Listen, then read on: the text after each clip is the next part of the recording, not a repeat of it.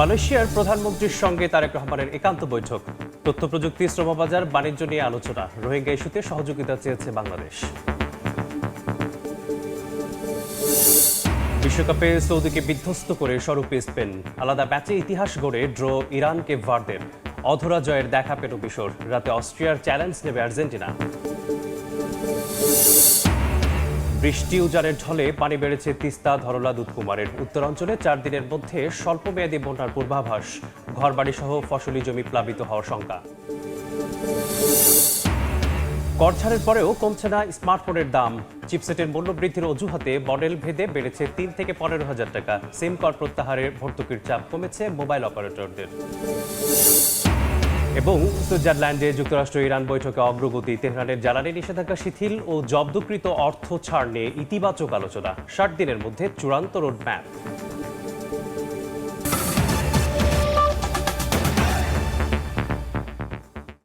সময় সংবাদের সঙ্গে আছি আমি মেসবাহুল আলিফ। সেজন্য দ্রুত শ্রমবাজার উন্মুক্ত করতে মালয়েশিয়ার প্রধানমন্ত্রী আনোয়ার ইব্রাহিমকে আহ্বান জানিয়েছেন প্রধানমন্ত্রী তারেক রহমান। পাশাপাশি অবৈধ শ্রমিকদের বৈধকরণ এবং সে দেশে আটককৃত বাংলাদেশিদের প্রত্যাবাসনের বিষয়টি দ্রুত বিবেচনায় নেওয়ার আহ্বান জানিয়েছেন সরকার প্রধান।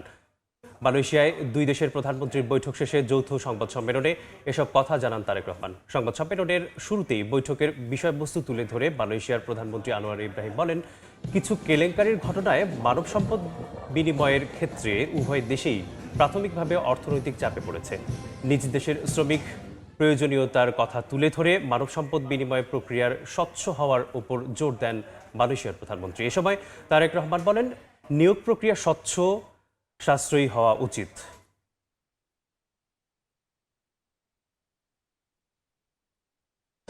Now, human resource cooperation, particularly with workers, has been firstly critical for our economic survival, but at the same time has invited lots of scandals and concern, particularly humanitarian issues, treatment, and also the challenge to make sure that it is more transparent and just.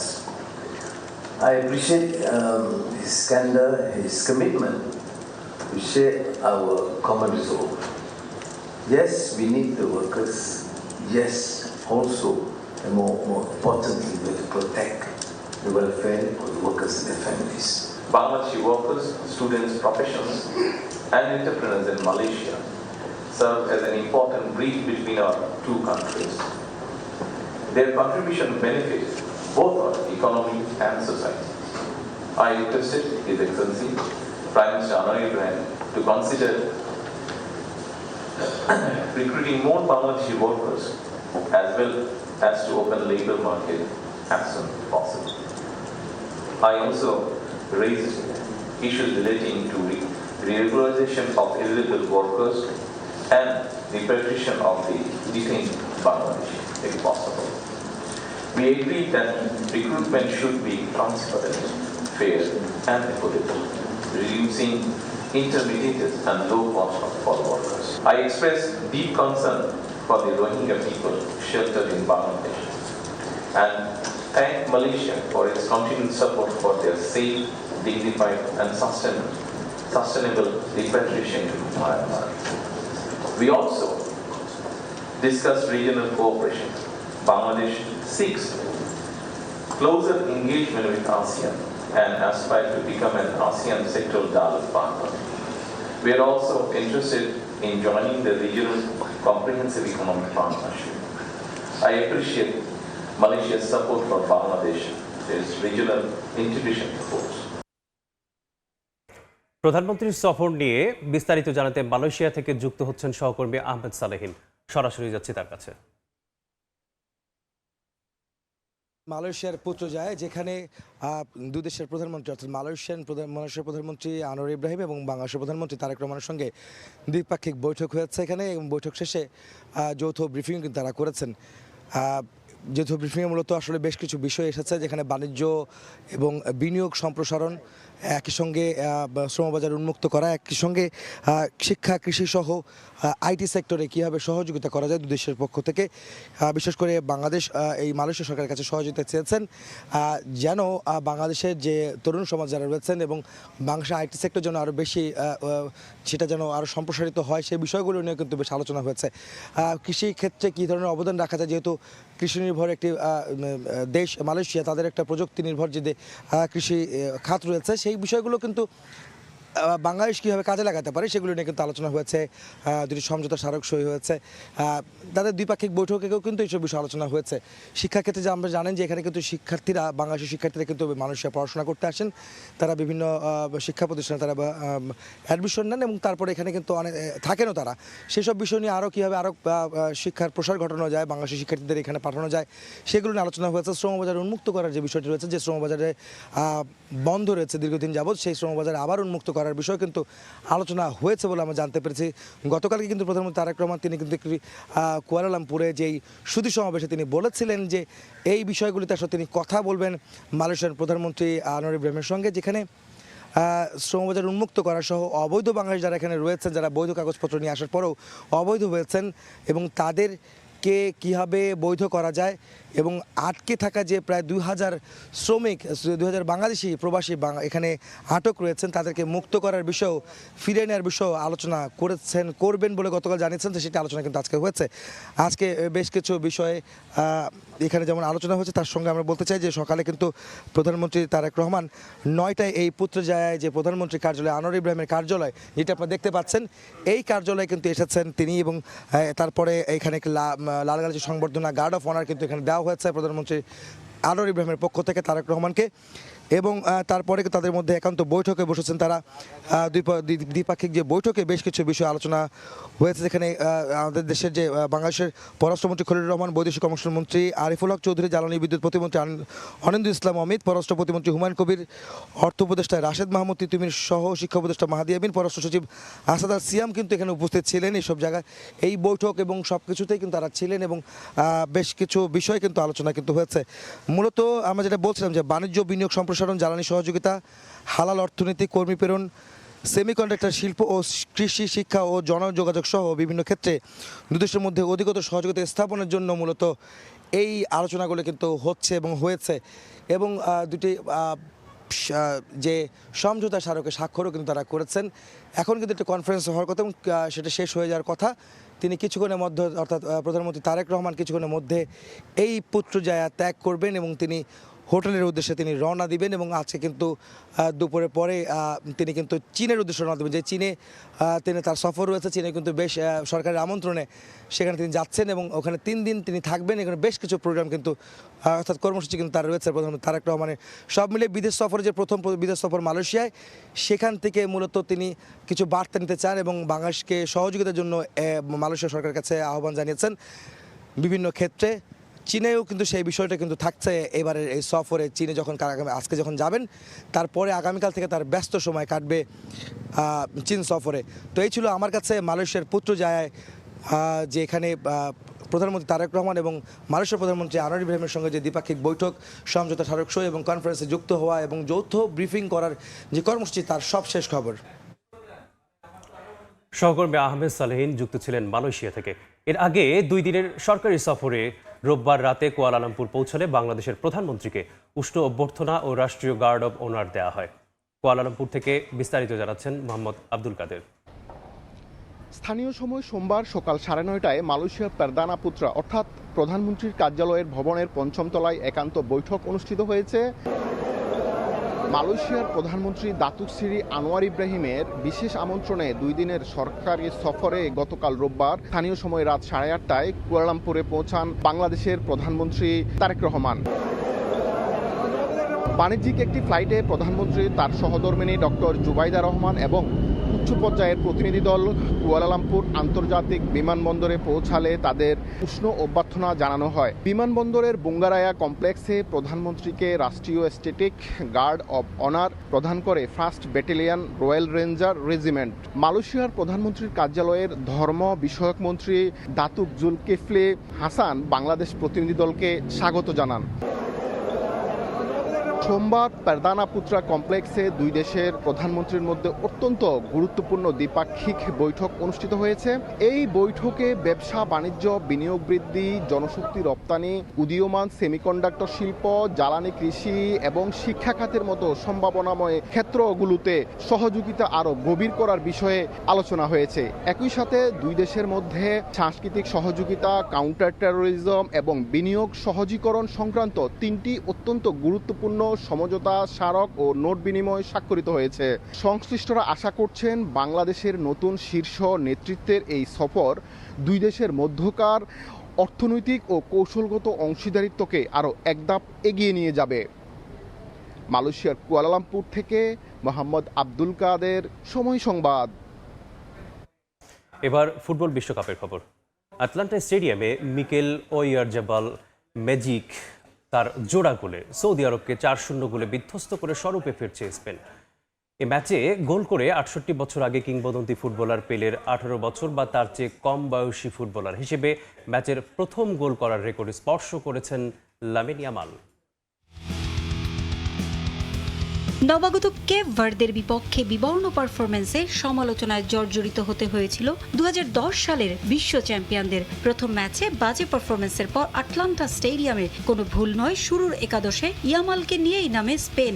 কাতার বিশ্বকাপে ব্যর্থতা এখনও নাড়া দেয় euro চ্যাম্পিয়নদের। তাই তো Saudi আরবের রক্ষণে শুরু থেকেই তাণ্ডব চালায় স্পেন।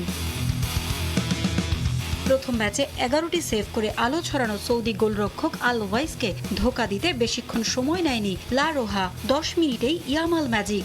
বিশ্বকাপের ইতিহাসে 18 বছর বা তার চেয়ে কম বয়সী ফুটবলার হিসেবে ম্যাচে প্রথম গোল করার রেকর্ড এতদিন ছিল ফুটবলের রাজা পেলের। 68 বছর পর এবার সেখানে ভাগ বসালেন স্প্যানিশ রাজপুত্র। 1-0 গোলে এগিয়ে যায় স্পেন। 21 মিনিটে সৌদি ডিফেন্ডারদের ভুলে বল পেয়ে যান আমেরিক লাপোর্তে। তার হেড থেকে পাওয়া বল জালে জড়ান মিকেল ওয়াইয়ারজাবাল। হতাশায় ভেঙে পড়ে মধ্যপ্রাচ্য থেকে মাঠে খেলা দেখতে আসা সমর্থকরা। 24 মিনিটে কুকুরেয়া ও দানি ওলমোর দারুণ বোঝাপড়ায় আবারও বল পেয়ে যান ওয়াইয়ারজাবাল। সুযোগ পেয়েই চমৎকার গোলে স্প্যানিশ সমর্থকদের হৃদয় শীতল করেন রিয়াল সোসিয়েদাদে খেলা এই ফরোয়ার্ড। প্রথমার্ধেই 3-0 গোলে এগিয়ে থেকে বিরতিতে যায় লা রোহা। বিরতির পরও দাপট ধরে রাখে স্পেন। 49 মিনিটে মার্ক কুকুরেয়ার চমৎকার ভলি দ্রুততার সঙ্গে ফিরিয়ে দিলেও দুর্ভাগ্য সৌদি আরব গোলরক্ষকের। হাসান আল তাম্বাক্তির গায়ে লেগে বল জালে জড়ায়। 4-0 লিড নেয় স্পেন। সৌদি সমর্থকদের চোখে মুখে তখন বড় ভয়। 2002 সালে জার্মানির কাছে 8-0 গোলে বিধ্বস্ত হওয়ার শেষ স্মৃতি আবারও ফিরে আসার। তবে শেষ পর্যন্ত তা আর হয়নি। শেষ সময় ফেরান তোরেস গোল করলেও অফসাইডে বাতিল হয় তার এই গোল। সৌদি আরবের জালে এক খালি গোল দিয়ে উল্লাসে মেতে মাঠ ছাড়ে স্পেন। পারভিন আক্তার, সময় সংবাদ। গোলরক্ষক আলী রেজার বিরুদ্ধে ইউরোপের পরাশক্তি বেলজিয়ামকে রুখে দিল ইরান। লস অ্যাঞ্জেলেসে দ্য রেড ডেভিলসদের সঙ্গে 0-0 ড্র করে নকআউটের সম্ভাবনা জোরালো করেছে মধ্যপ্রাচ্যের দেশটি। ম্যাচে লাল কার্ড পেয়েছেন বেলজিয়াম ডিফেন্ডার অ্যানগয়। এমন পারফরমেন্সে খুশি মাঠে খেলা দেখতে আসা ইরানি সমর্থকদের পাশাপাশি প্রবাসী বাংলাদেশিরাও। যুক্তরাষ্ট্র থেকে আরও জানাচ্ছেন লস্কর আল মামুন। ব্রাজিল আর্জেন্টিনার কোনো লড়াই নয়, তবু চলমান মধ্যপ্রাচ্য সংকটের কারণে ইরান বেলজিয়াম ম্যাচে চোখ ছিল পুরো দুনিয়ার। নিরাপত্তার চাদরে ঢাকা ছিল স্টেডিয়াম ও তার আশপাশের এলাকা। ম্যাচের শুরুতেই জাতীয় সঙ্গীতের সময় সমর্থকদের তোপের মুখে পড়তে হয় ইরানের ফুটবলারদের। দুয়োধ্বনিতে ছেয়ে যায় চারপাশ। তবে সে কষ্ট সামলে নিয়ে বেলজিয়ামের সঙ্গে শুরু থেকেই সমান তালে লড়াই করে ইরান। শুরুতেই ভালো সুযোগ পেয়েছিল ইরান, তবে ডিফেন্ডার হোসেন কানানিকে হতাশ করেন থিবো কোর্তোয়া। বেলজিয়ামও একাধিক সুযোগ পেয়েও গোল আদায় করতে পারেনি। 25 মিনিটে ইরানের সামনে আসে সেই মাহেন্দ্র খন। ফ্রি কিক থেকে এহসান হাজ শাফির পাসে গোল করেন ফরওয়ার্ড মেহেদি তারেমি। 1-0 গোলের উল্লাসে কেঁপে ওঠে লস অ্যাঞ্জেলেস স্টেডিয়াম। তখনই হৃদয় ভাঙে ইরানি সমর্থকদের। ভিএআরে গোল বাতিল করলে হতাশায় পড়তে হয় তাদের। ৬৬ মিনিটে মেহেদী তারিমকে ফাউল করে লাল কার্ড দেখেন ডিফেন্ডার নাথান এনগয়। 10 জনের দলে পরিণত হয় বেলজিয়াম। শেষ দিকে একের পর এক চেষ্টা করেও বেলজিয়ামকে গোল উপহার দিতে পারেননি ফুটবলাররা। শেষ পর্যন্ত ইউরোপের পরাশক্তিদের রুখে দেওয়ার আনন্দে মেতে মাঠ ছাড়ে ইরান। ডি ব্রুইনা লুকাকুদের সঙ্গে চোখে চোখ রেখে ইরান লড়াই করায় খুশি মাঠে খেলা দেখতে আসা সমর্থকরা। White and red. Today we're Iran. Yes. Yes. প্রবাসী বাংলাদেশি সব ইরানকে সমর্থন করার জন্য এখানে এসেছিলাম।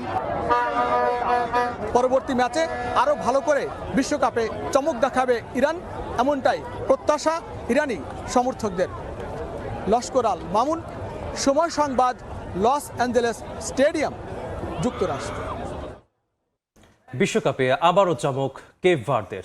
স্পেনের পর এবার বিশ্বকাপের ইতিহাসে তৃতীয় ক্ষুদ্রতম দেশটির জালে ধরা পড়ল দুইবারের বিশ্ব চ্যাম্পিয়ন উরুগুয়ে। লাতিন আমেরিকার জায়ান্টদের সঙ্গে 2-2 গোলে ড্র করেছে কেপ ভার্দে। ভিসা জটিলতা কেটে যাওয়ায় মাঠে বসে ছেলের খেলা দেখেছেন গোলরক্ষক ভজিনিয়ার মা। প্রথমবারের মতো 48 দলের বিশ্বকাপ, একের পর এক চমক, স্মরণীয় পারফরমেন্স আর নাটকীয়তায় ভরা বিশ্বকাপের রোমাঞ্চে মাতোয়ারা সমর্থকরা। ফেভারিটদের ভিড়ে নতুনদের রেকর্ড ভিন্ন মাত্রা যোগ করেছে দ্য গ্রেটেস্ট শো অন আর্থের 23তম আসরে। এবার সে যাত্রায় আরও একটা চমক উপহার দিল বিশ্বকাপের ইতিহাসে তৃতীয় ক্ষুদ্রতম দেশ কেপ ভার্দে। প্রথম ম্যাচে তাদের দাপটে বিবর্ণ ছিল 2010 সালের বিশ্ব চ্যাম্পিয়ন স্পেন। এবার কেপ ভার্দের জালে ধরা পড়ল দুইবারের বিশ্বকাপের শিরোপাজয়ী উরুগুয়ে। মায়ামির সমর্থকরা সাক্ষী হলো আবেগ, ভালোবাসা আর রোমাঞ্চে ঠাসা এক ম্যাচের। 21 মিনিটে সরাসরি ফ্রিকিক থেকে করা গোলে গ্যালারিতে থাকা দর্শকদের স্তব্ধ করে দেন ডিফেন্সিভ মিডফিল্ডার কেভিন পিনা। বিশ্বকাপে প্রথম গোলের দেখা পায় কেপ ভার্দে। তবে 44 মিনিটে গোল করেন ম্যাক্সিমিলিয়ানো আরাউহো। সমতায় ফেরে উরুগুয়ে। গ্যালারিতে তখন নিজ দেশের ফুটবলারদের ভালোবাসায় সিক্ত করেন সাবেক ফুটবলার লুইস সুয়ারেজ। প্রথমার্ধের যোগ করার সময় ব্যবধান 2-1 করেন মিডফিল্ডার আগুস্তিন কানোবিও। সমর্থকরা হয়তো ভেবে নিয়েছিলেন এই বুঝি শেষ কেপ ভার্দের জাদু। তবে না, তখনও ফুটবলের রঙ্গমঞ্চে বাকি আরও অনেক কিছু। 61 মিনিটে হেলিও ভারেলার জাতীয় দলের অভিষেক গোলে আবারও সমতায় ফেরে কেপ ভার্দে। শেষ পর্যন্ত আর কোনো গোল হয়নি। 2-2 গোলের ম্যাচ গ্যালারিতে বসে দেখেছেন গোলরক্ষক ভজিনিয়ার মা। অর্থের অভাব ও ভিসা জটিলতায় স্পেনের বিপক্ষে ম্যাচ মাঠে বসে দেখতে পারেননি। তবে জটিলতা কেটে যাওয়ায় উরুগুয়ের বিপক্ষে ছেলের খেলা মাঠে বসেই দেখার সুযোগ পেলেন ভজিনিয়ার মা। সাক্ষী হয়েছেন ছেলের আরও একটা ইতিহাসের। পারভিন আক্তার, সময় সংবাদ। বিশ্বকাপের মঞ্চে ইতিহাস লিখল মিশর। পিছিয়ে পড়েও নিউজিল্যান্ডকে 3-1 গোলে হারিয়ে প্রথমবারের মতো বিশ্বকাপে জয়ের স্বাদ পেল ফারাওরা। মোহাম্মদ সাল্লাহর নেতৃত্বে এই জয়ে শুধু 3 পয়েন্টই দেয়নি, খুলে দিয়েছে নকআউট পর্বের দরজাও। প্রথমার্ধে কর্নার থেকে ফিন সারম্যানের হেডে এগিয়ে আসে নিউজিল্যান্ড। বিশ্বকাপ ইতিহাসে প্রথমবারের মতো বিরতিতে লিড নিয়ে মাঠ ছাড়ে কিউইরা। বিরতির পর যেন বদলে যায় ম্যাচের চিত্র। সমতায় ফেরার মরিয়া চেষ্টায় একের পর এক আক্রমণ চালাতে থাকে মিশর। অবশেষে 60 মিনিটে জিকোর হেডে আসে কাঙ্ক্ষিত গোল। ম্যাচে ফেরে আফ্রিকার প্রতিনিধিরা। সমতা ফিরেই থামেনি ফারাওরা। মাত্র কয়েক মিনিট পর জিকোর সঙ্গে দারুণ বোঝাপড়ায় বল পেয়ে জালের ঠিকানা খুঁজে নেয় অধিনায়ক মোহাম্মদ সালাহ। বিশ্বকাপে নিজের আরেকটি গুরুত্বপূর্ণ গোলের মাধ্যমে মিশরকে এনে দেয় 2-1 ব্যবধানের লিড।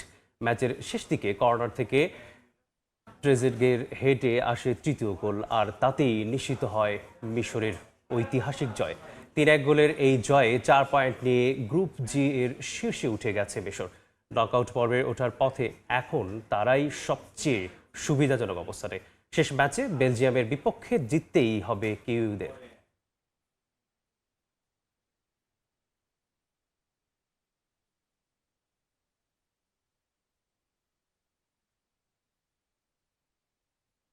সময় সংবাদে আরও থাকছে। বৈশ্বিক সংকট আর আমদানি নির্ভরতায় নাজুক দেশের বিদ্যুৎ জ্বালানি খাত। আর্থিক চাপ কমাতে ক্যাপাসিটি চার্জ নিয়ন্ত্রণের কৌশল খোঁজার পরামর্শ বিশ্লেষকদের।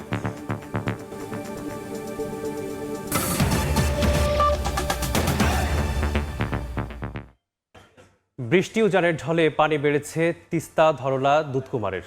উত্তরাঞ্চলে 4 দিনের মধ্যে স্বল্পমেয়াদী বন্যার পূর্বাভাস সতর্কীকরণ কেন্দ্র। ঘরবাড়ি সহ ফসলি জমি প্লাবিত হওয়ার শঙ্কা। নদ নদীর পানি বাড়ায় কুড়িগ্রামে চরাঞ্চল ও নিচু এলাকায় কিছু ফসলের ক্ষেতে পানি ঢুকে পড়েছে। তবে পানি আরও বৃদ্ধি পেলে ঘরবাড়ি সহ ফসলের ক্ষেতে প্লাবিত হওয়ার শঙ্কা করছে স্থানীয়রা। এদিকে পানি বাড়ায় আবারও ভাঙন শুরু হয়েছে রংপুরের মহিপুরের দ্বিতীয় তিস্তা সেতুর পশ্চিম পাশের সেতু রক্ষা বাঁধে।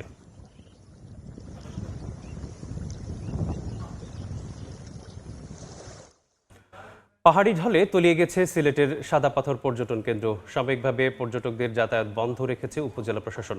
বিস্তারিত জানাতে ভোলাগঞ্জ পর্যটন কেন্দ্রে আছেন রিপোর্টার অপু বণিক, যুক্ত হচ্ছে তার সঙ্গে। টানা বৃষ্টি এবং উজানের পাহাড়ি যে ঢলটি নেমেছিল সেই ঢলেই কিন্তু সাদা পাথর পর্যটন কেন্দ্রের যে মূল যে স্পটটি সেই স্পটটি কিন্তু পানিতে তলিয়ে যায় এবং গতকালকের যে আমরা অবস্থা দেখেছিলাম পুরোটাই ভিন্ন চিত্র ছিল। প্রায় সবগুলো স্পটই এখানকার যেগুলো ছিল সেগুলো কিন্তু আসলে একদম পানির নিচে তলিয়ে গিয়েছিল। এখন এখানকার প্রায় 50 থেকে 70টির দোকান পানির নিচে নিমজ্জিত ছিল এবং যেহেতু প্রায় গতকালকের যদি বৃষ্টিপাতের কথা যদি বলিস তাহলে সেই ক্ষেত্রে প্রায় 75 মিলিমিটারের উপরে বৃষ্টিপাত হয়েছে। সিলেটে রেকর্ড পরিমাণ বৃষ্টি রেকর্ড করা হয়েছিল এবং আজকের যে অবস্থাটা সকাল 7টা অবধি পর্যন্ত কিন্তু তুমুল বৃষ্টিপাত হয়েছে এখানে এবং যদি আবহাওয়া অফিসের তথ্য মতে যদি বলতে চাই তো সেই দিক থেকে বিবেচনা করলে তারা যেমনটি আমাদেরকে জানিয়েছে যে প্রায় 58 মিলিমিটার বৃষ্টিপাত হয়েছে গতকাল সন্ধ্যা 6টা থেকে আজকে ভোর 6টা অবধি পর্যন্ত এবং আজকে ঠিক সকাল 7টার দিকে কিন্তু এখানে বৃষ্টিটা থেমে গিয়েছে এবং আজকে কিছুটা মেঘলা আবহাওয়া থাকলেও কিন্তু এখানে পর্যটন সংশ্লিষ্টরা যেমনটি বলছেন যে পানির ভয়াবহ যে চিত্রটা ছিল সেই চিত্রটা কিন্তু আজকে কিছুটা হলেও কমেছে এবং মূল যে স্পটটি রয়েছে সেখানে প্রায় 2500 স্কয়ার ফিটের যে মূল যে জায়গাটি সেই জায়গাটাতে আসলে পানির লেভেলটা কমে গিয়েছে এবং আসলে কিছুটা হলেও দৃশ্যমান হয়েছে এমনটি তারা বলছেন এবং ভ্রাম্যমাণ যে ব্যবসায়ীরা ছিলেন তারা কিন্তু আসলে ভেতরের দিকে প্রবেশ করার চেষ্টা করছেন। যদিও জেলা প্রশাসনের পক্ষ থেকে এখন অবধি পর্যন্ত কিছু জানানো হয়নি। আমরা কথা বলেছিলাম এখানকার উপজেলা নির্বাহী কর্মকর্তা যিনি রয়েছিলেন রবিন মিয়াত, ওনার সাথে কথা বলছিলাম। তিনি যেমনটি বলছেন যে আসলে এখন অবধি পর্যন্ত তার পক্ষ থেকে বা উপজেলা প্রশাসনের পক্ষ থেকে এমন কোনো সিদ্ধান্ত হয়নি যে পর্যটন স্পট খুলে দেওয়ার মতো কোনো কিছু আছে। তবুও তার কিন্তু আসার কথা রয়েছে এবং তিনি আসার পরে আসলে সরেজমিনে সেই মূল স্পটটি কিন্তু ভিজিট করবেন এবং ভিজিট করে পরবর্তীতে আসলে সিদ্ধান্ত দেওয়া হবে যে আজকে পর্যটন স্পটটি খুলে দেওয়া হবে কিনা। তবে এখানকার প্রায় 163টি নৌকোর মধ্যে কিন্তু আজকে প্রায় এখন অবধি পর্যন্ত প্রায় 30টির উপরে নৌকা আমরা ঘাটে দেখেছি এবং পর্যটকরা কিন্তু এখানে আসছেন, ধীরে ধীরে ভিড় করছেন, তবুও কিন্তু তারা সবাই কিন্তু ঘাটে রয়েছে। তো শেষ যে তথ্যটা আপনাদেরকে জানিয়ে রাখতে চাই, কিছুক্ষণের মধ্যে অথবা উপজেলা নির্বাহী কর্মকর্তা এখানে আসবেন এবং পরিদর্শন শেষে আসলে জানানো হবে যে আসলে পর্যটন স্পটটা খুলে দেওয়া হবে কিনা। তো এই ছিল সিলেটের ভোলাগঞ্জ সাদা পাথর থেকে উজানের ঢলে প্লাবিত হওয়ার একদম সর্বশেষ খবরাখবর আমার কাছ থেকে। সিলেট থেকে যুক্ত ছিলাম। দেখছেন সময় সংবাদ, সঙ্গেই থাকুন। সংকটের তীব্রতা আর আমদানি নির্ভরতায় নাজুক দেশের বিদ্যুৎ জ্বালানি পরিস্থিতি। এমন অবস্থায় কি হতে পারে এ খাতের বিকল্প ব্যবস্থাপনা? বিশেষজ্ঞরা মনে করেন বিদ্যুৎ উৎপাদনের ব্যয় আর আর্থিক চাপ কমাতে খুঁজতে হবে ক্যাপাসিটি চার্জ নিয়ন্ত্রণের কৌশল। জ্বালানি নিরাপত্তা নিশ্চিতে জোর দিতে হবে নিজস্ব তেল গ্যাস অনুসন্ধান আর নবায়নযোগ্য উৎসে। প্রিন্স আরিফিনের ছবিতে ফারুক ভুঁইয়া রবিনের রিপোর্ট। বিদ্যুতের লোডশেডিং, গ্যাসের সংকট, জ্বালানি তেলে উচ্চ মূল্য, এমন বাস্তবতার মধ্যেই ঘুরপাক খেতে হচ্ছে গ্রাহকদের। আর এই সংকট তীব্র করেছে বিদ্যুৎ ও জ্বালানি খাতের নানা ভুলনীতি। ধরা যাক ক্যাপাসিটি চার্জের কথাই। বিদ্যুৎ কেন্দ্রগুলোকে বসিয়ে বসিয়ে বিপুল অঙ্কের অর্থ পরিশোধ করায় প্রতি বছরই বাড়ছে আর্থিক চাপ। একদিকে বিদ্যুৎ উৎপাদনে সরবরাহ করা যাচ্ছে না পর্যাপ্ত জ্বালানি, অন্যদিকে প্রয়োজনের অতিরিক্ত বিদ্যুৎ কেন্দ্র থাকায় বাড়ছে বিদ্যুতের গড় উৎপাদন ব্যয়, যার বোঝা চাপছে সাধারণ মানুষের কাঁধে। এ অবস্থায় ক্যাপাসিটি চার্জের বোঝা সহ বিদ্যুতের উৎপাদন ব্যয় কমাতে কৌশলী হওয়ার পরামর্শ বিশেষজ্ঞদের। তাদের মতে ক্যাপাসিটি চার্জ নিয়ে বিদ্যুৎ উৎপাদনকারী প্রতিষ্ঠানগুলোর সঙ্গে যেমন বসতে পারে সরকার, তেমনি বেশি ব্যয়ের তেলভিত্তিক কেন্দ্র থেকে ধীরে ধীরে সরে আসার পথ খুঁজতে হবে। প্রথমেই হচ্ছে ক্যাপাসিটি চার্জ কমানো যায় কি যায় না। যেখানে আমাদেরকে এই বসিয়ে বসে ক্যাপাসিটি চার্জ দিতে হচ্ছে, সেখানে যদি কোনো রকমের তাদের সাথে নেগোসিয়েশন করে আমরা যদি কিছুটা কমাতে পারি, এটা হবে আমার প্রথম। তেল থেকে বিদ্যুৎ উৎপাদন করার দরকার নেই, ফেজ আউট হয়ে যেতে হবে। লুণ্ঠনমূলক ব্যয় মুক্ত করে জ্বালানি খাতকে রোগমুক্ত করতে হবে। এই খাতকে বাণিজ্যিক খাত থেকে সেবা খাতে নিয়ে আসতে হবে এবং সরকারের সেবা মুনাফা মুক্ত হতে হবে। অন্যদিকে আমদানি নির্ভরতার কারণে সৃষ্ট নানা অনিশ্চয়তা বিদ্যুৎ জ্বালানি খাতের আরেক মাথা ব্যথা। সে কারণে নিজস্ব জ্বালানি অনুসন্ধানে নিতে হবে জোরালো কার্যক্রম, পাশাপাশি নবায়নযোগ্য উৎস থেকে বিদ্যুৎ উৎপাদনের লক্ষ্য পূরণে গুরুত্ব দেওয়ার পরামর্শ দিচ্ছেন বিশেষজ্ঞরা। একটা ভালো স্টাডি করে, ম্যানেজমেন্ট স্টাডি করে তারপরে কোথায় কোথায় কূপ খনন করে উৎপাদন বৃদ্ধি করা যায় সেই কাজটা করা দরকার। তারপরে যতখানি সম্ভব রিনিউয়েবলকে আনা, হ্যাঁ, সেটা গ্রিডের মাধ্যমেই হোক বা অফ গ্রিডে হোক। বেসরকারি খাত, ব্যাংকিং খাত, ইপিসি পার্টনার্স এবং যারা কিনা বড় ফাইন্যান্স করেন তারা যদি যৌথভাবে এগিয়ে যান তাহলে আগামী দিনগুলোতে বাংলাদেশে নীরবে রিনিউয়েবল এনার্জি এগিয়ে যাবে। এই জায়গাগুলো করলে সরকার এই মুহূর্তে জ্বালানির ক্ষেত্রে যে বড় একটি চ্যালেঞ্জ মোকাবেলা করছেন সেটি খুব ভালোভাবেই সরকার হ্যান্ডেল করতে পারতেন। সুশাসনের অভাবও বিদ্যুৎ জ্বালানি খাতের গ্রাহক স্বার্থ রক্ষায় বড় অন্তরায়। তাই দাবি উঠছে দুর্নীতি অনিয়মে জড়িতদের শাস্তির আওতায় আনার। এই সেক্টরে যে দুর্নীতি হয়েছে, যে অপরাধ হয়েছে তা বিশেষ ট্রাইব্যুনালে বিচারের ব্যবস্থা করতে হবে, যদি এ খাতে সুশাসন এবং জ্বালানির সুবিচার নিশ্চিত করতে হয়। বিশেষজ্ঞরা মনে করেন বিদ্যুৎ জ্বালানি খাতের স্বচ্ছতার জবাবদিহিতা নিশ্চিত, অপচয় দুর্নীতি রোধ করতে পারলে দাম ও সরবরাহ দুই ক্ষেত্রেই স্বস্তিতে থাকবেন গ্রাহকরা। ফারুক ভিয়া, রবিন, সময় সংবাদ, ঢাকা। বাজেটে করছাড় দিলেও দেশের বাজারে কমছে না স্মার্টফোনের দাম। বিশ্ববাজারে চিপসেটের দাম বৃদ্ধির অজুহাতে উল্টো মডেল ভেদে 3 থেকে 15,000 টাকা পর্যন্ত দাম বাড়িয়েছে উৎপাদকরা। সিম কর প্রত্যাহারে ভর্তুকির চাপ কমেছে মোবাইল অপারেটরদের, তবে তা ডাটা প্যাকেজের দাম কমানোর জন্য যথেষ্ট নয় বলে মনে করেন তারা। শুভকরের রিপোর্ট। যোগাযোগ, কেনাকাটা থেকে তথ্য বিনোদন, মোবাইল ফোন ছাড়া যেন অপূর্ণ যাপিত জীবন। 11.5 কোটির বেশি গ্রাহককে টানতে লোভনীয় ডাটা প্যাকেজ অফার করছে 4 অপারেটর, যদিও দাম নিয়ে আছে নানা অভিযোগ। 30 দিনের ইন্টারনেটটা আমি কিনতাম, তখন কিনতাম 350 টাকা। কিছুদিনের মধ্যে আমি দেখলাম দাম বেড়ে ওটা 399 টাকা হয়ে গেছে। এটার প্রাইস একটু কমানো যায়, আমাদের ইয়াং জেনারেশনের জন্য অনেকটা সুবিধা হবে। এই অবস্থায় গ্রাহককে স্বস্তি দিতে নতুন বাজেটে টেলিকম খাতে করের চাপ কমিয়েছে সরকার। তুলে নেওয়া হয়েছে 300 টাকা সিম কর। নতুন সিদ্ধান্তে সরকার 1200 কোটি টাকা রাজস্ব হারালেও মোবাইল অপারেটরদের ওপর কমিয়েছে ভর্তুকির চাপ। অনেক দিন হয়তো টেলিকম সেক্টরের জন্য এরকম বাজেট দেখিনি। এখান থেকে যে সুবিধার বাবদ আমরা তো এই মার্কেটে ইনভেস্ট করি। বেসরকারি অপারেটররা বলছে রাজস্ব ভাগাভাগি ও লাইসেন্স ফি বাবদ বছরে 4100 কোটি টাকা রাজস্ব দিতে হয়। উৎসে কর বাবদ 800 কোটি টাকা এনবিআর, বাকি অর্থ পায় বিটিআরসি। তবে নতুন সিদ্ধান্তে পুরো অর্থ পাবে শুধু বিটিআরসি। এতে অপারেটরদের আর্থিক সুবিধা নেই। 1 টাকারও বেনিফিট আমাদের এখানে নেই। সব জায়গায় ট্যাক্স কমানো হয়েছে বা অ্যাডজাস্ট করা হয়েছে বা ব্যালেন্স করা হয়েছে, সেখানে কিন্তু সরাসরি কোনো প্রোডাক্ট, সেটা ইন্টারনেট হোক বা ভয়েস হোক, এটার সাথে কোনো সম্পর্কিত না। আমাদের যেই 39% কনজিউমার ট্যাক্স ছিল সেটা কিন্তু এখনো 39%ই আছে। স্মার্টফোনের দাম কমাতে 22টি কাঁচামাল আমদানিতে অগ্রিম কর 12 থেকে নেমেছে 10%। এ খাতে ভ্যাট অব্যাহতির মেয়াদ বেড়েছে 2030 সাল পর্যন্ত। তারপরও বাজার হারছে উল্টো পথে। 30,000 টাকা পর্যন্ত প্রতিটি স্মার্টফোনে 3 থেকে 4,000 টাকা, আর লাখ টাকার ফোনে দাম বেড়েছে 15,000 টাকা পর্যন্ত। 55 থেকে 60,000 দিয়ে নিতে হইতেছে, যেটা 40-45 ভিতরে ছিল। 30 বছরের মধ্যে যেগুলো ফোন আছে 2,000-3,000 টাকা করে এরকম করে বেড়েছে আগের চেয়ে। উৎপাদকদের দাবি বিশ্ববাজারে প্রতিটি চিপসেটের দাম বাড়ায় কর ছাড়েও কমানো যাচ্ছে না হ্যান্ডসেটের দাম। যেখানে একটা মোবাইল ফোনই পাওয়া যেত $35, সেখানে দামই বেড়েছে মিনিমাম $20 থেকে $50। মেমোরির কারণে 100 টাকা বাড়ানো লজিক্যাল, সেখানে হয়তো 100 টাকা না বাড়িয়ে আমরা হয়তো 90 টাকা বাড়ানো যায় কিনা। বর্তমানে দেশে ফিচার ও স্মার্টফোন মিলিয়ে 4 কোটি পিস হ্যান্ডসেটের চাহিদা রয়েছে। হ্যান্ডসেট উৎপাদন বা সংযোজন করছে 17টি প্রতিষ্ঠান। শুভ খান, সময় সংবাদ, ঢাকা। দেখছেন সময় সংবাদ। জমি অধিগ্রহণ জটিলতায় থমকে আছে ভাঙা কুয়াকাটা মহাসড়ক 4 লেন উত্তর উন্নতিকরণ প্রকল্প। জমির অর্ধেকও বুঝে না পাওয়ায় শুরু হচ্ছে না মূল নির্মাণ কাজ। এর ফলে দক্ষিণাঞ্চলের 2 লেনের সরু সড়কে প্রতিদিনই ঝুঁকি নিয়ে চলাচল করছে হাজার হাজার যানবাহন। যদিও দ্রুত ভূমি অধিগ্রহণ শেষ করে 4 লেন প্রকল্পের কাজ শুরু করার কথা জানিয়েছে সংশ্লিষ্টরা। সুজয় দাসের তোলা ছবিতে বিস্তারিত জানাচ্ছেন অপূর্ব অপু।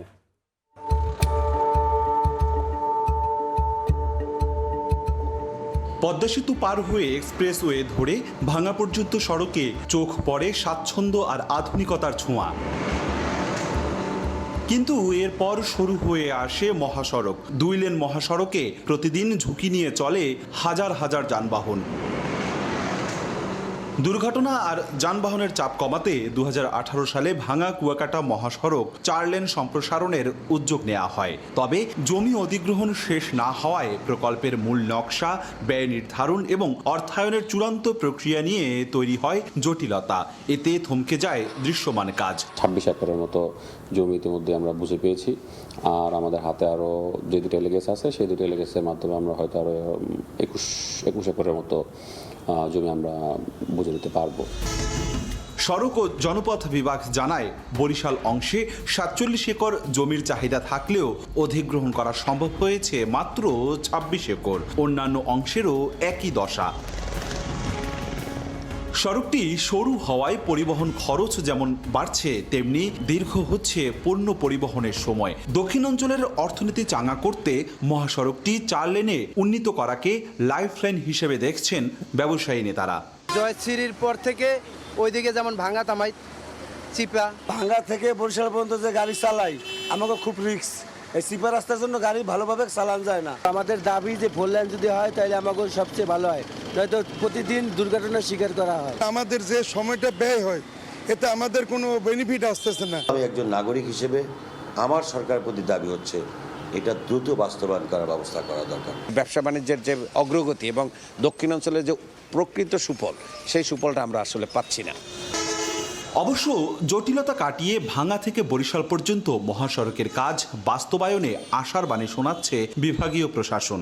রাস্তাটি 4 লেন মনে করি এটা খুবই গুরুত্বপূর্ণ এবং সেটি সরকার 4 লেনে সেটি উন্নীত করবে। এখানে যে জমি অধিগ্রহণ প্রায় 47 একর যে জমি অধিগ্রহণ সেটি হয়ে গেছে। ভাঙা থেকে কুয়াকাটা পর্যন্ত 205 কিলোমিটার 2 লেন সড়কে প্রতিদিন 30 থেকে 32 হাজার যানবাহন চলাচল করে। অপূর্ব অপু, সময় সংবাদ, বরিশাল। সংবাদ দেশের বাইরের খবর। সুইজারল্যান্ডে যুক্তরাষ্ট্র ও ইরানের মধ্যকার উচ্চ পর্যায়ের আলোচনা প্রথম দিনেই বড় ধরনের ইতিবাচক অগ্রগতির মুখ দেখেছে। দুই দেশের মধ্যস্থতাকারী পাকিস্তান ও কাতার এক যৌথ বিবৃতিতে জানিয়েছে, আগামী 60 দিনের মধ্যে চূড়ান্ত চুক্তিতে পৌঁছানোর রোড ম্যাপ গঠনে সম্মত হয়েছে উভয় পক্ষই। ইরানের জ্বালানি রপ্তানির নিষেধাজ্ঞা শিথিল ও জব্দকৃত সম্পদ অবমুক্ত করার বিষয়েও ইতিবাচক আলোচনা হয়েছে দুপক্ষের মধ্যেই।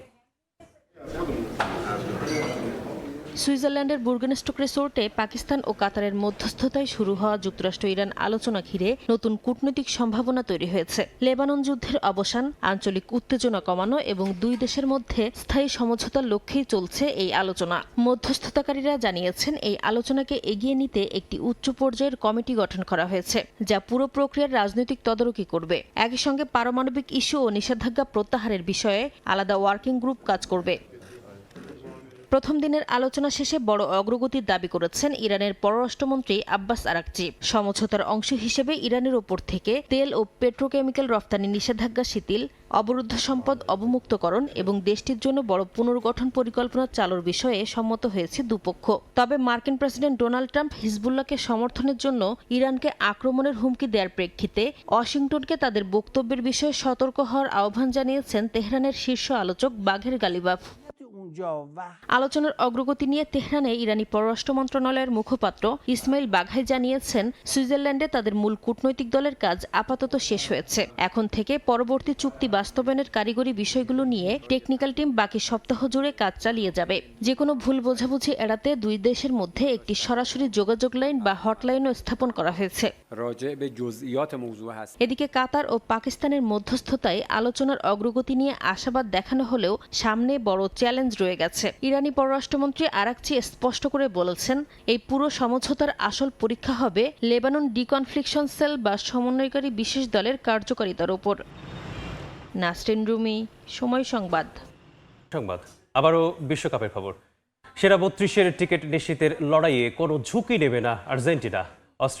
অস্ট্রিয়ার বিপক্ষেও প্রথম ম্যাচের শুরুর একাদশে মাঠে নামানোর ইঙ্গিত দিলেন কোচ লিওনেল স্ক্যালোনি। তবে ডিফেন্সে মন্তিয়ালের ইনজুরিতে জায়গা মিলবে নাহুয়েল মোলিনিয়ার।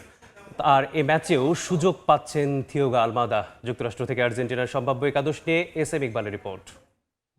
লিওনেল মেসিরা যখন রাউন্ড অফ 32 নিশ্চিত করার ম্যাচে অস্ট্রিয়ার বিপক্ষে এই AT&T স্টেডিয়ামে মাঠে নামবেন, তখন ডালাসে ভর দুপুর।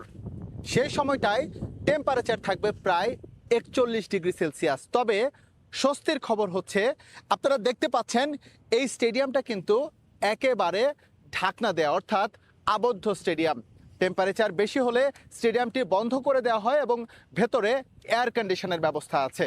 ডালাসে এসে ডালাসের কন্ডিশনের সঙ্গে মানিয়ে নেওয়ার জন্য লিওনেল মেসিরা কোনো অনুশীলনও করেনি। এখানে এসে আনুষ্ঠানিকতা বলতে শুধুমাত্র লিওনেল স্ক্যালোনির একটা প্রেস কনফারেন্স, যেই প্রেস কনফারেন্সে স্ক্যালোনি ইঙ্গিত দিয়েছেন কেমন হবে অস্ট্রিয়ার বিপক্ষে আর্জেন্টিনার স্কোয়াড। পরিকল্পনায় কিছুটা পরিবর্তন আনতে যাচ্ছে টিম ম্যানেজমেন্ট, অর্থাৎ ডিফেন্স লাইনে যে একটি পরিবর্তন, নাওয়েল মলিনা শুরুর একাদশে ঢুকে যাচ্ছে, এটা প্রায় শতভাগ নিশ্চিত, কারণ তার যে পজিশনে এর আগের ম্যাচে গনজালো মন্তিয়াল খেলেছিলেন তিনি চোটগ্রস্ত এবং তাকে নিয়ে কোনো ঝুঁকি নিতে চায় না। আগামী 2 ম্যাচেও তাকে বসিয়ে রাখছে আর্জেন্টিনা। মিডফিল্ডে থিয়াগো আলামাদার পারফরমেন্স প্রথম ম্যাচে আপ টু দ্য মার্ক ছিল না, সেই জায়গায় একটি পরিবর্তনের আভাস ছিল নিকো গঞ্জালেসের। তবে টিম ম্যানেজমেন্ট হয়তোবা আলামাদাকে আরও একটা সুযোগ দিতে পারে। ফরওয়ার্ড লাইনে লিওনেল মেসির সঙ্গে আপাতত লাউতারো মার্টিনেজকেই রাখতে চাচ্ছে টিম ম্যানেজমেন্ট, হুলিয়ান আলভারেজকে হয়তোবা বদলে খেলাবে। মোটা দাগে প্রথম ম্যাচে যে 4-4-2 ফরমেশনে আর্জেন্টিনা শুরু করেছিল এবং বিশ্বকাপে উড়ন্ত একটা সূচনা পেয়েছিল, এই ম্যাচেও মোটামুটি একই ফরমেশনে লিওনেল স্ক্যালোনি মাঠে নামছেন। কেননা গ্রুপ পর্ব থেকে গ্রুপ চ্যাম্পিয়ন হয়ে রাউন্ড অফ 32 নিশ্চিত করার ম্যাচে কোনো প্রকার ঝুঁকি নিতে চায় না বর্তমান বিশ্ব চ্যাম্পিয়নরা। AT&T স্টেডিয়ামের সামনে থেকে SM ইকবাল, সময় সংবাদ, ডালাস, যুক্তরাষ্ট্র। এ পর্যায়ে শীর্ষ সংবাদগুলো জানিয়ে দিচ্ছি আরেকবার। মালয়েশিয়ার প্রধানমন্ত্রীর সঙ্গে তারেক রহমানের একান্ত বৈঠক। তথ্য প্রযুক্তি, শ্রমবাজার, বাণিজ্য নিয়ে আলোচনা। রোহিঙ্গা ইস্যুতে সহযোগিতা চেয়েছে বাংলাদেশ। বিশ্বকাপে সৌদিকে বিধ্বস্ত করে স্বরূপে স্পেন। আলাদা ম্যাচে ইতিহাস গড়ে ড্র ইরান কেপ ভার্দের। অধরা জয়ের দেখা পেল মিশর। রাতে অস্ট্রিয়ার চ্যালেঞ্জ নেবে আর্জেন্টিনা। এবং সুইজারল্যান্ডে যুক্তরাষ্ট্র ইরান বৈঠকে অগ্রগতি। তেহরানের জ্বালানি নিষেধাজ্ঞা শিথিল ও জব্দকৃত অর্থ ছাড় নিয়ে ইতিবাচক আলোচনা। 60 দিনের মধ্যে চূড়ান্ত রোডম্যাপ।